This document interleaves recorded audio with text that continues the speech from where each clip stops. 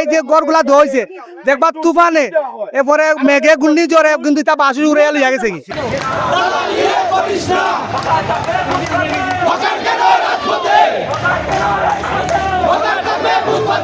আপনারা অনেকবার এই লালদিঘির পার গেছেন, সেখানে ব্যবসা হয় না।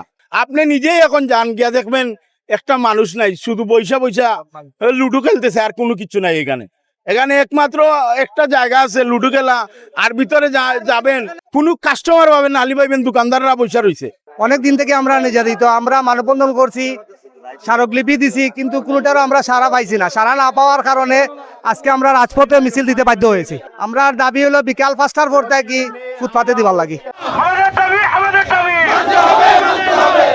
ব্যবসা হলে কি আর একজন মানুষ, একজন সাধারণ মানুষ এই রাজপথে আসতো? পুলিশের মাইর খাইতো, সিটির মাইর খাইতো, জেলা প্রশাসন মাইর খাইতো, কেউ তো মাইর খাইতে রাজি নয় ভাই। সবু চাই একটু সুন্দর সুশৃঙ্খল ভাবে ব্যবসা করার লাগি। আমরাও চাই, আমরা সিলেটের লালদিঘির পার হয়েছে, কিন্তু কোন হকারের 5 লাখ টাকা পুঁজি আছে আমার দেখাও।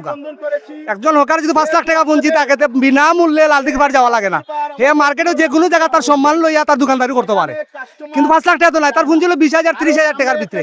হে প্রতিদিন বেশিয়া দেখা যায় 20টা 50 টাকা গেঞ্জি বেচছে, 20 পাইছে টাকা 1000 পাইছে, 700 টাকা পাইছে, তার ফ্যামিলি লইয়া সংসার বাজার করে চলে যায়। বাচ্চান তোর স্কুল বেতন দেয়, বাসা ভাড়া দেয়, এর চেয়ে তো বিশাল নিম্ন আয়ের মানুষ। আর বর্তমান দেশের যে পরিস্থিতি, বর্তমান দেশের পরিস্থিতির মাঝে ব্যবসা বাণিজ্য কিছু নাই, দেশের অর্থনীতি খুবই খারাপ।